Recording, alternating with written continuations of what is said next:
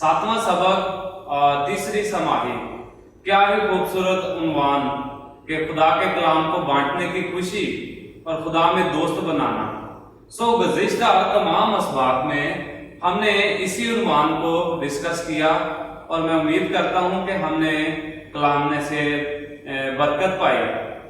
आज का जो उन्वान है वो इसी से मिलता जुलता है और सातवां सबक जो है उसका उन्वान के कलाम मुकद्दस को बांटना मिलता जुलता है और इसको आज हम अपने साथी रहनुमाओं के साथ मिलकर बांटने जा रहे हैं। तो ये क्या ही खूबसूरत है कि जब भाई बाहम मिल बैठे हैं और ये हम सब की और सुनने वाले तमाम लोगों की बरकत का बायस के लिए बरकत का बायस बने। आज मेरे साथ मेरे साथी रहनुमा पास्टर शमरोज आसफ और पास्टर आकिब जावेद और पास्टर जहीर नदीम मेरे साथ हैं। हमें बहुत ही खुशी और हम इनको आज खुश आमदीद कहते हैं। अतवार का मजमून खुदा के कलाम की अलामात और इसके साथ साथ सोमवार में हम देखेंगे कि कलाम खुदा की तख्लीकी कुव्वत क्या है। फिर हम देखेंगे कि मंगल में खुदा के कलाम के मुताले के फायदे क्या हैं और बुध के रोज में हम देखेंगे कि खुदा के कलाम को अपनाना क्या है। और इसी तरह हम बढ़ते चलेंगे और उम्मीद करता हूँ आप हमारे साथ बने रहेंगे और हम आज खुदा के कलाम को अच्छे तरीके से समझ सकेंगे। चलिए इससे पहले कि हम अपने आज के सबक को जो है वो अपने मुकालमाती तौर तरीके में इसको जांचने की कोशिश करें, सीखने की कोशिश करें, मैं अपने साथी जो खादम है पास्टर शमरोज आसफ उनके साथ मिलके दुआ करना चाहेंगे। आए हम अपने सरों को झुकाएं और दुआ करें। खुदावंद तू भला है, तेरी शफकत अबदी है, तेरी वफादारी कुछ दर कुछ रहती है। तेरा शुक्रिया अदा करते हैं इस खूबसूरत वक़्त के लिए जो तूने हमें से हर एक की जिंदगी में अता किया। खुदावंद तमाम तर देखने और सुनने वालों के साथ हो। आज के इस कलाम के वसीला से, आज की स्टडी की वसीला से खुदावंद तमाम तर जिंदगियों को तू बरकत से नवाजना। खुदा यीशु और मसीह के नाम में मांगते और पा लेते हैं, आमीन। बहुत शुक्रिया। अतवार का मुतालिया और उन्वान खुदा के कलाम की अलामात।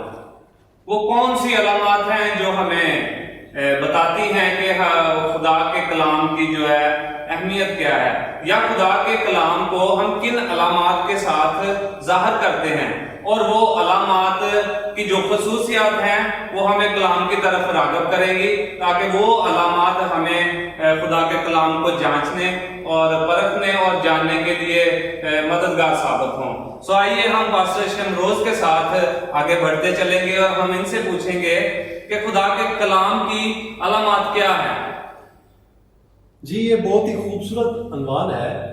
ये बड़ी अहम बात है कि हम ये देख सकते हैं कलाम अक़दस की रोशनी में कि खुदा के कलाम को किन किन चीजों के साथ तशबीह दी गई है। बहुत सारी ऐसी चीजें हैं लेकिन उनमें से दो चंद के ऊपर हम गौर करेंगे, जिनमें सबसे पहले तो जब हम मत्ती की अंजील का मुतालिया करते हैं तो उसमें हम बड़े खूबसूरत अंदाज में देखते हैं किसको चिराग के साथ शबीह दी गई है।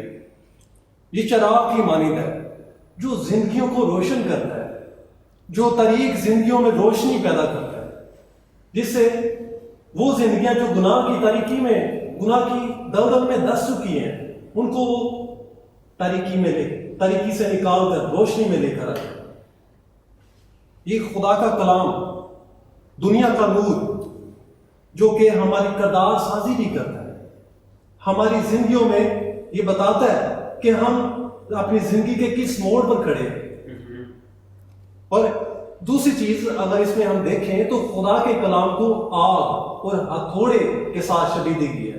कलाम मुकद्दस में लिखा है कि तेरा कलाम दो धारी तेज तलवार से भी ज्यादा तेज है, जो हर बंद और गूदे गूदे को जुदा करके गुजर जाता है।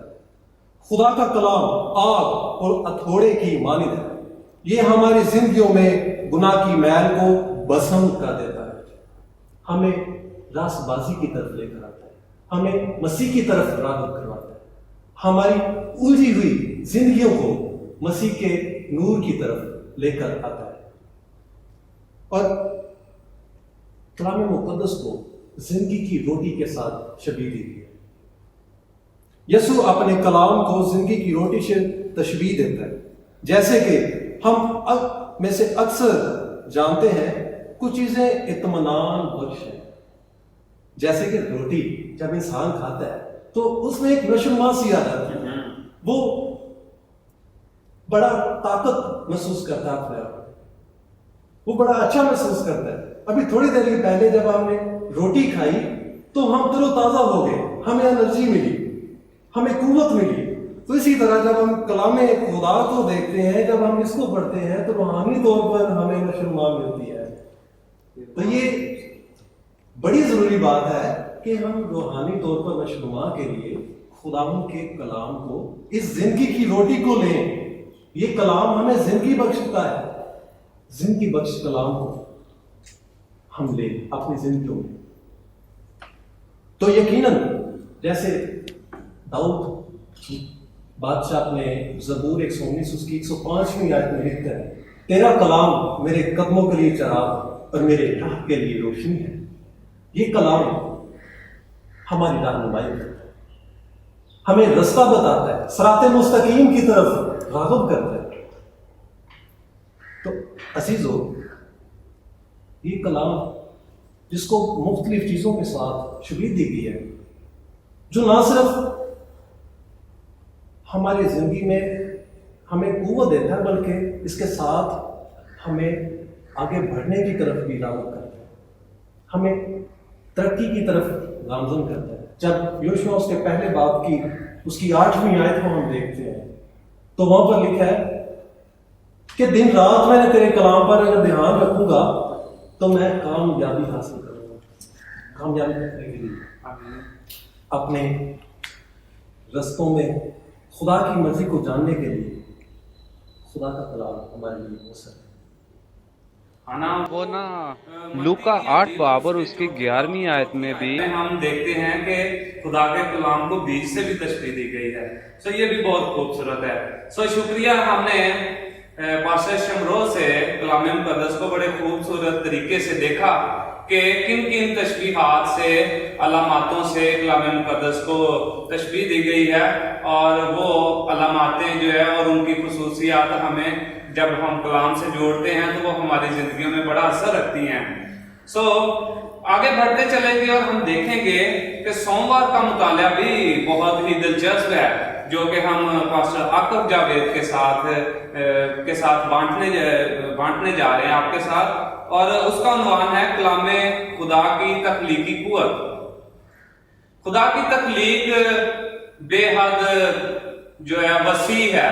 खुदा की तख्लीकी कुव्वत जिसको हम समझने से कासर हैं, खुदा की तख्लीकी कुव्वत में हमें बहुत दूर तक रसाई जो है वो मुमकिन नहीं और ना हम जान सकते हैं।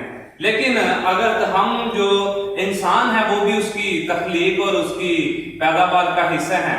सो हम जब अपने इस उन्वान के खुदा के कलाम को बांटना, और जब ये मजमून आता है कि उसकी तख्लीकी कुव्वत, तो वो हमारी जिंदगियों में क्या असर रखेगी, उससे हम क्या सीख सकते हैं और क्या समझ सकते हैं, हम पास्टर आकिब के साथ मिलकर उसका मुताला करेंगे।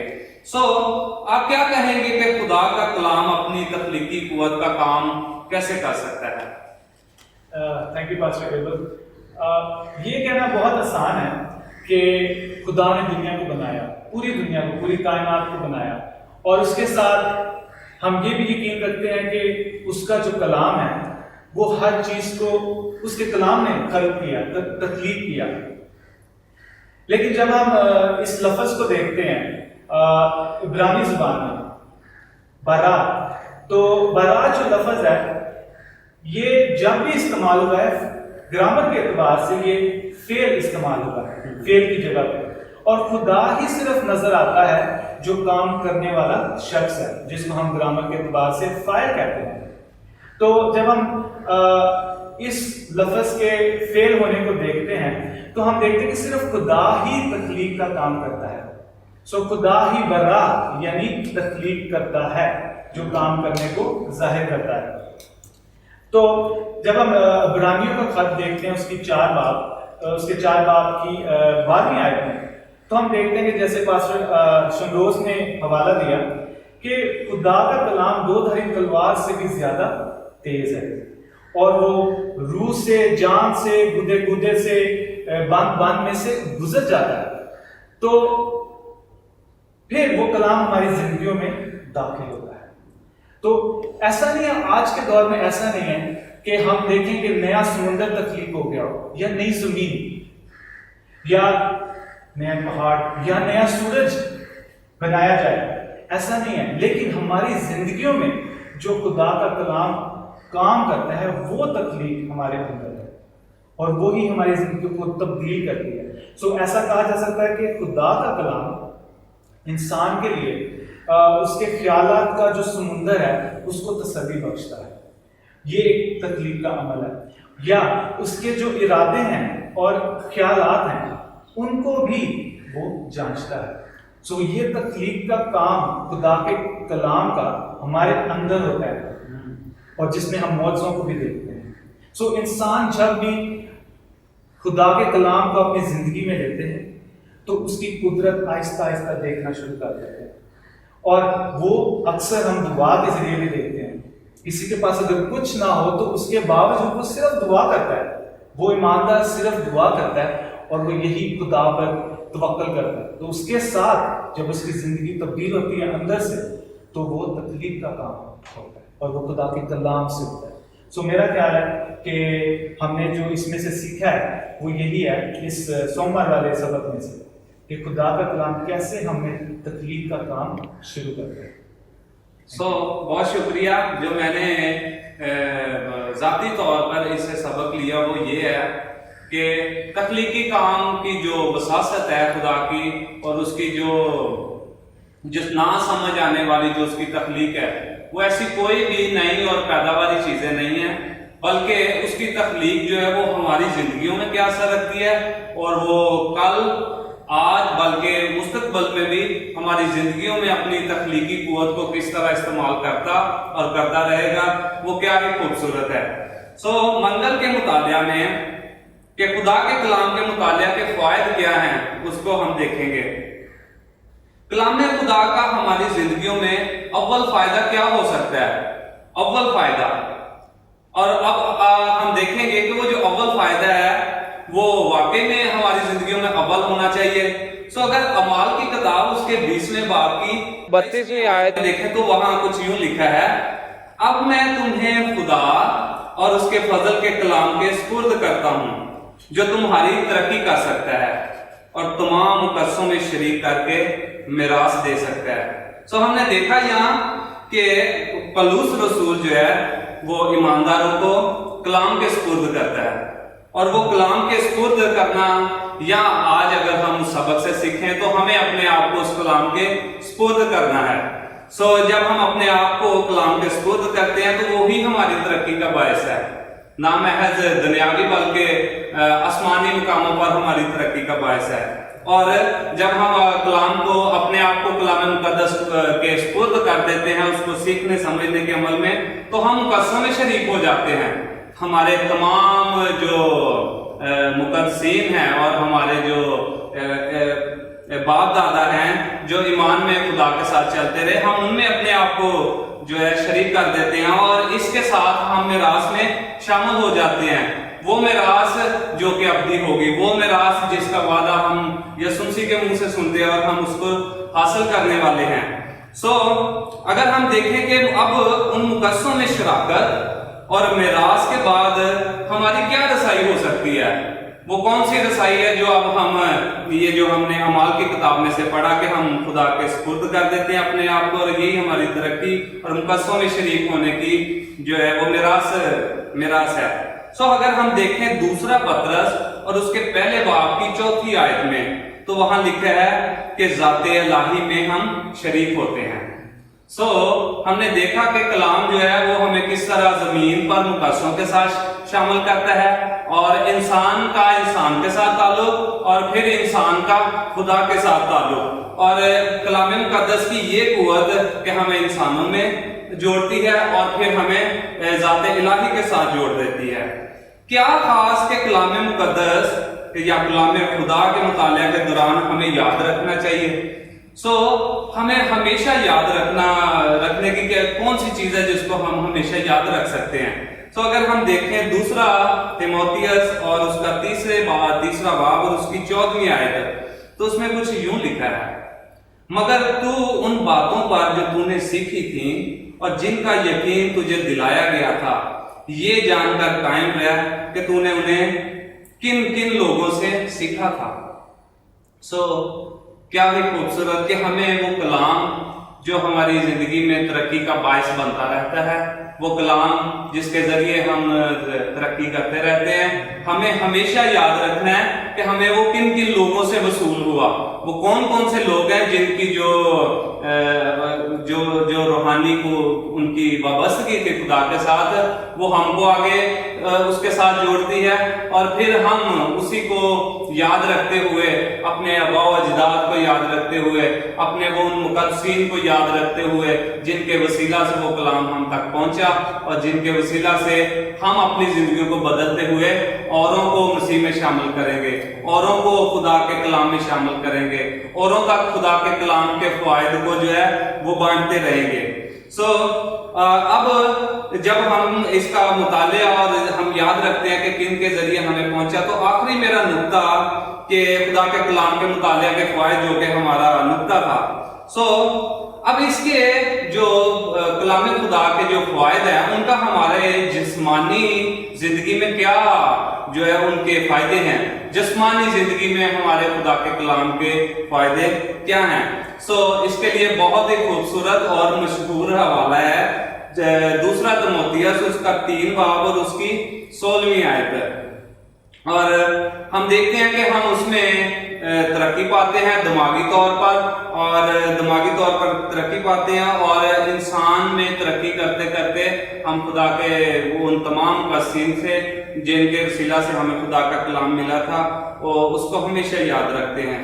یہ بہت ہی خوبصورت تھا کہ ہم نے سیکھا کہ خدا کے کلام کے مطالعہ کے فوائد، کلام خدا کی تخلیقی قوت، خدا کے کلام کی علامات، یہ تمام چیزیں ہمیں خدا کے کلام کو بانٹنے میں مدد دیں گی۔ بدھ کے مطالعہ کی طرف ہم بڑھتے چلیں گے، اور بدھ کا مطالعہ جس کا عنوان خدا کے کلام کو اپنانا، تو ہم بڑھتے چلیں گے اور پاسٹر شمروز آصف سے سیکھیں گے کہ بدھ کا مطالعہ جو ہے کہ خدا کے کلام کو اپنانا جو ہے وہ کیا ہے۔ پاسٹر صاحب ایک بار پھر آپ کا شکریہ ادا کرتا ہوں۔ یہ ایک اور بہت ہی اہم چیز ہے، ہم بہت بار صرف بولنا پسند کرتے ہیں، کلام کو سنانا پسند کرتے ہیں، اس کو بانٹنا پسند کرتے ہیں، لیکن یہ انتہائی مشکل بات ہے کہ اس کو ہم نے اپنانا کیسے۔ ہم اسے پڑھتے تو ہیں مگر اس کو عمل میں نہیں لے کر آتے۔ آج کے سبق میں بتایا گیا ہے کہ خدا کے کلام کو اپنانا ہے۔ اب ہم کلام تو پڑھتے تو ہیں، لیکن جب ہم اسے پڑھتے ہیں تو ہم نے اس کو اپنانا کیسے ہے؟ ہم خداوند کے مختلف وعدوں سے واقف ہیں۔ کلام اقدس میں بہت سارے خدا کے وعدے ہیں۔ ایک تحقیق کے مطابق 3000 سے زائد وعدوں کی گنتی کی گئی ہے۔ عزیزو، خداوند جس نے اپنے بیٹے کو، وہ خدا جس نے اپنے بیٹے کو دینے کے لیے ہی درگزر کیا، بلکہ ہم سب کی خاطر اسے حوالے کر دیا، اس کے ساتھ وہ سب چیزیں بھی ہمیں کس طرح نہ بخشے گا۔ بعض اوقات ہم پریشان ہوتے ہیں، ہم مشکل میں ہوتے ہیں، ہم اپنے آپ کو تنہا محسوس کرتے ہیں۔ عزیزو، یہ کلام خدا وعدوں سے بڑا بڑا خداوند کا کلام سچا اور برحق ہے۔ یہ کبھی بھی مٹتا نہیں، کبھی خاموش نہیں ہوتا، بلکہ اس کی تکمیل ہوتی ہے۔ خداوند کے وعدے سچے اور برحق ہیں، مگر ہمیں کیا کرنے کی ضرورت ہے کہ ہم کلام کو اپنائیں۔ کلام خدا کو جب ہم پڑھتے ہیں تو ہمیں ایمان رکھنا ہے. سب سے ضروری بات یہ ہے کہ ہمیں صبر کرنا اور ایمان رکھنا. جب ہم ایمان رکھیں گے، خداوند کے وعدوں پر ایمان رکھیں گے، جس طرح سے ایک بڑا مشہور حوالہ ہم اکثر اپنی دعاؤں میں یا دوسروں کے ساتھ بات چیت میں ہم کرتے ہیں، وہ یہ ہے کہ خدا نے وعدہ کیا کہ میں تمہیں بے یار مددگار نہیں چھوڑوں گا بلکہ ایک دوسرا مددگار دوں گا. عزیزو، اگر ہم خدا پر ایمان رکھتے ہیں تو اس کا وہ دوسرا مددگار ہماری رہنمائی کرے گا، ہماری مشکلات میں ہماری رہنمائی کرے گا. مگر سوچنے کی بات یہ ہے کہ یہ سب کچھ جاننے کے باوجود بھی آج کے مسیحی لوگ کیوں مشکلات کا سامنا کرتے ہیں، کیوں وہ آج بھی بھوک سے مر رہے ہیں؟ سب سے پہلی بات یہ ہے کہ ہم ایمان میں مضبوط ہیں. ایمان کا فقدان ہے. اس فقدان کو پورا کرنے کے لیے ہمیں کلام خدا کے وعدوں پر غور کرنا ہے، خدا کے وعدوں پر غور کرنا ہے. وہ جو اپنے وعدوں میں سچا اور برحق ہے، اس کے وعدوں کو ہم نے اپنی زندگی میں لینا ہے، اپنانا ہے، عمل میں لے کر آنا ہے. پھر ہم روحانی اور جسمانی طور پر ترقی پائیں گے. بہت شکریہ. میں اس میں ایڈ کرتا چلوں کہ خدا کے تمام تر وعدے جو ہیں وہ ہمارے فائدے کے لیے ہیں، اور وہ تمام تر جو وعدے خدا نے اپنے کلام میں کیے ہیں وہ ہمیں ہمیشہ نجات تک پہنچنے کی رسائی دیتے ہیں، اور ہمیں نجات حاصل کرنے کے لیے ہماری ہمیشہ مدد کرتے رہتے ہیں. بہت شکریہ. اب ہم جمعرات کے مطالعہ کی طرف بڑھیں گے کہ کلام کو بانٹنا. ہمارے ساتھ پاسٹر ظہیر ندیم ہیں، ان کے ساتھ بڑھتے چلیں گے اور دیکھیں گے کہ کلام کو بانٹنا کیا ہے. تھینک یو پاسٹر صاحب. میں آپ کا بے حد شکر گزار ہوں، اور پاکستانی APN کا بھی شکر گزار ہوں جنہوں نے یہ پلیٹ فارم آرگنائز کیا تاکہ ہم خدا کے کلام کو دنیا تک پہنچا سکیں اور اس کے نام کو عزت اور جلال دینے کے لیے ہمیشہ قائم رہیں. میرا کچھ آج کا عنوان بھی کچھ اسی حوالے سے ہے، کیونکہ بائبل مقدس میں خدا یسوع المسیح نے آسمان پر صعود فرما جانے سے پہلے خود اپنے شاگردوں کو یہ حکم، نہ بلکہ شاگردوں کو یہ حکم بخشا بلکہ پوری دنیا کو یہ حکم بخشا کہ بس تم جا کر سب قوموں کو شاگرد بناؤ اور ان کو باپ اور بیٹے اور رول القدس کے نام سے بپتسمہ دو اور ان کو ان باتوں کی تعلیم دو جن کا میں نے تم کو حکم دیا ہے. یہ کسی پاسٹر کا کام یا کسی مبشر کا کام یا کسی بشپ کا کام نہیں، بلکہ یہ کام کلام کو پھیلانا، کلام کو بانٹنا جو ہے وہ ہر ایک فرد کا ہے، انڈیویجولی طور پر، انفرادی طور پر. ہر ایک شخص جو اپنی زندگی میں یہ محسوس کرتا ہے کہ مجھے انجیل کی خوشخبری جو ہے وہ لوگوں تک پہنچانی تاکہ خدا یسوع المسیح کی آمد جو ہے وہ نزدیک ہو سکے. میرے عزیزو، ہم جب دیکھتے ہیں خدا کے کلام مقدس میں سے عبرانیوں 13 باب اور اس کی 16ویں آیت، جب ہم خدا کے کلام مقدس میں دیکھتے ہیں تو وہاں بھی ہم خدا کے کلام مقدس میں دیکھتے ہیں اور بھلائی اور ثقافت کرنا نہ بولو، اس لیے کہ خدا ایسی قربانیوں سے خوش ہوتا ہے. اب ہم دیکھتے ہیں خدا کے کلام مقدس میں کہ سب سے بڑی خوشخبری جو ہے وہ انجیل کی خوشخبری کی منادی ہے، اس لیے کہ یہ جو کام جو ہے یہ اتنا مقدس ہے کہ اس مقدس کام کو کرنے کے لیے رسولوں نے، نہ صرف رسولوں نے بلکہ خدا ان کے برگزیدہ لوگوں نے بھی اپنے گھر، مال و ثبات جو کچھ بھی ان کا تھا انہوں نے چھوڑ دیا. مقدس پطرس رسول خدا یسوع المسیح سے یہ بیان کرتا ہے، ان سے سوال کرتا ہے کہ اے خداوند دیکھ، ہم تیرے پیچھے اپنا گھر، مال، ثبات سب کچھ چھوڑ کر تیرے پیچھے آئے، ہمیں کیا ملے گا؟ تو خدا یسوع المسیح نے انہیں کیا کہا کہ تم میرے ساتھ بیٹھ کر اسرائیل کے 12 قبیلوں کا کیا کرے گا؟ انصاف کرے گا. خدا نے ہر ایک شخص کو جو اس کے کلام کو لوگوں کی زندگیوں تک پہنچانے کے لیے قائم کیا ہے، اس نے ان کے لیے تحفے بھی مقرر کیے ہوئے ہیں، ان کے لیے ہر ایک اچھی پوزیشن بھی قائم کی ہے. اور خداوند ان جو کوئی اس کام کو کرتا ہے تو خداوند ان کے رستوں کو بھی ہموار کرتا ہے.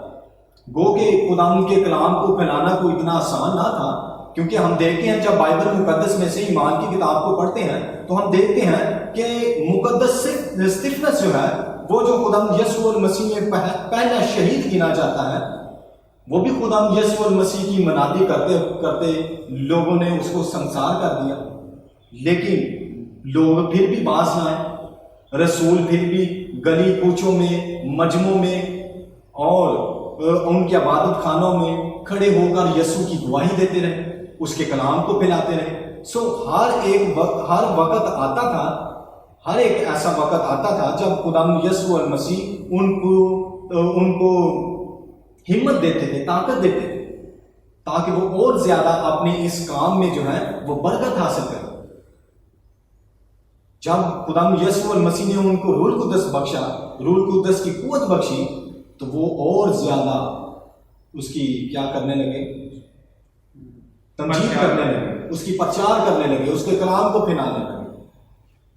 تو یہ بات ہے کہ ہمیں اپنی زندگی میں یہ جاننے کی ضرورت ہے کہ خداوند یسوع المسیح جو اس کے کلام کو پھیلانے کے لیے تیار ہے، خداوند یسوع المسیح اس کے رستوں کو ہموار بھی کرے گا۔ تو ہمیں اگر خداوند نے اس کام کے لیے چنا ہے تو ہمیں بھرپور طریقے سے خداوند کے نام کو عزت اور جلال دینا چاہیے۔ پاسٹر صاحب میرا آپ سے سوال ہے، کیا انجیل کی منادی جو ہے وہ صرف مسیحیوں تک ہی محدود ہے؟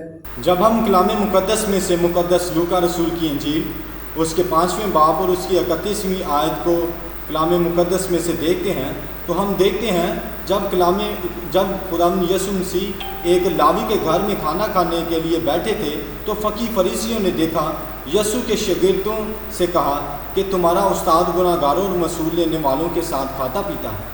تو خداوند یسوع مسیح نے ان کی آوازوں کو سنا اور ان کے خیالوں کو دیکھا، تو خداوند یسوع مسیح نے کہا تندرستوں کو طبیب کی ضرورت نہیں بلکہ بیماروں کو۔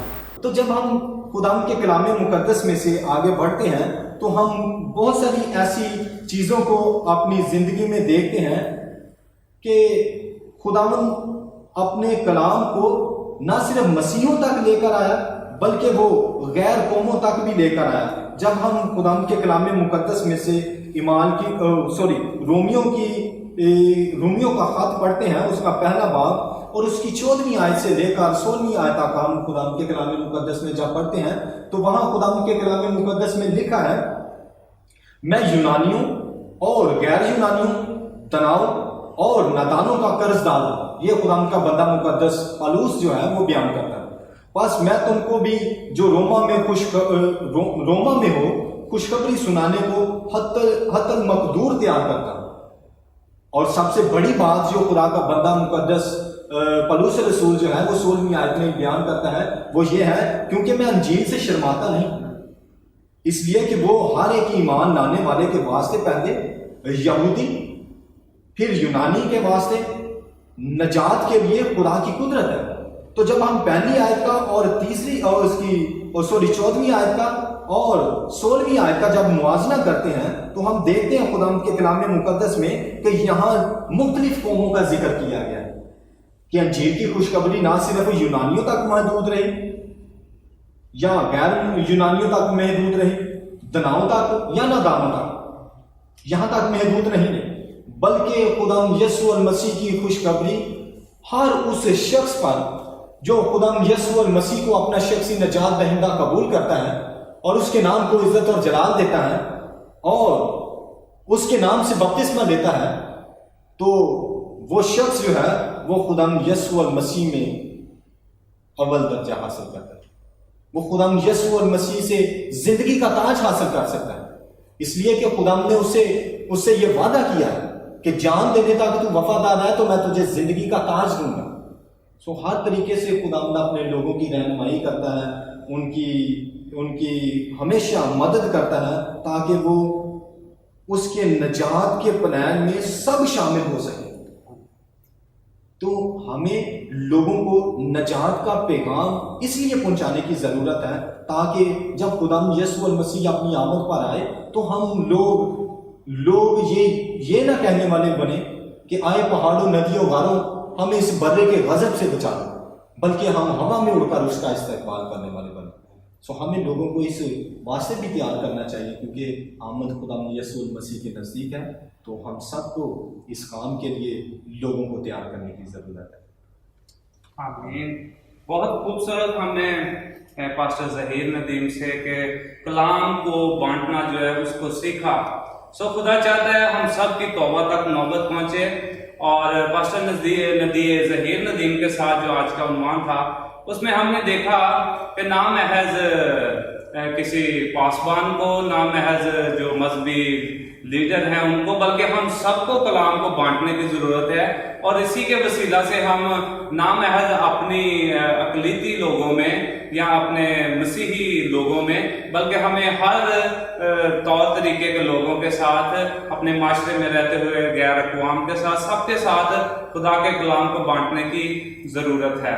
और यही वो तरीक़ाकार है जो हमारा समाही का जो उन्वान था कि खुदा के कलाम को बांटना और खुदा के लिए दोस्त बनाना। और ये बेहद खुशी हमारे लिए पैदा करता है और हमें खुशी से भर देता है। सो मैं अपने साथी पासवानों का बेहद मशकूर हूँ कि उन्होंने बड़ी खूबसूरती के साथ जो 7वां सबक है उसको हमारे साथ बांटा। और उम्मीद करता हूँ कि हम सब ने आज के कलाम से बड़ी बरकत पाई। और उम्मीद करता हूँ कि हम ना महज सुनने वाले बल्कि इसको अपनी अमली ज़िंदगियों में अपनाने वाले हों, ताकि हम अपने लिए और माशरे के लिए तरक्की का बायस बने। और सबसे बढ़कर ये कि हम खुदा के अलाही मंसूबे में शरीक हो सकें, हम मसीह के अच्छे गवाह बन सकें। और हमें एक दिन जब वो आए वो अपने मुंह से निकाल ना फेंके और हमें उसके सामने खड़े होने में कोई शर्मिंदगी ना हो। सो खुदा आप सबको बड़ी बरकत दे। और आखिर में हम जो है वो दुआ करेंगे और सबके लिए बरकत चाहेंगे। कादिर मुतलिक खुदा, ये क्या ही खूबसूरत था कि हम भाई आपस में मिल बैठे, हमने तेरे कलाम को बांटा और हमने ये चाहा कि खुदा हम तेरे कलाम में से सीखें। हमेशा अपने पाक रूह की हदायत से हमें तक़वियत देता रहे ताकि और बढ़ते चले जाएं, तेरे कलाम को समझते जाएं और खुदा हम उसको अपनी अमली ज़िंदगियों में जामा पहनाने वाले हों और अपने माशरे की तरक्की का बायस बने, तेरी तख्लीकी कुव्वत को समझ सकें, तेरे कलाम के फ़ायदों को समझ सकें और तेरे कलाम की जो हमारे लिए खुदावंद जो अपनाने की ज़रूरत है उसको समझ सकें। इन तमाम चीज़ों को खुदावंद सीखते हुए खुदावंद हम तरक्की पा सके। हाज़रीन के लिए और सुनने वालों के लिए और तमाम लोगों के लिए खुदावंद जो दुनिया में दर बदर हैं और तुझसे दूर हैं, खुदावंद उनके लिए दुआ करते हैं कि खुदावंद तेरा पाक रूह जो कि हर वक्त हमारी मदद के लिए दरकार है, उनकी मदद करता रहे ताकि वो तेरे कलाम को समझने वाले हों और तेरा आना जल्द हो। खुदावंद जब तू आए और खुदावंद हमें शर्मिंदा ना होना पड़े बल्कि मजबूती और दलेरी के साथ आए खुदावंद, एक ललकार के साथ आए खुदावंद, तेरी कलीसिया तेरे साथ जाने वाली हो और उस अब्दी में राज को हासिल करने वाली हो जिसके बाद खुदावंद तूने अपने कलाम में किए हैं। और खुदावंद तू हमें अपने दिन में शामिल कर सके, अब से हमेशा तक हमारे साथ हो। ये दुआ तेरे प्यारे बेटे अपने मसीह यीशु के नाम से मांगते हैं, आमीन।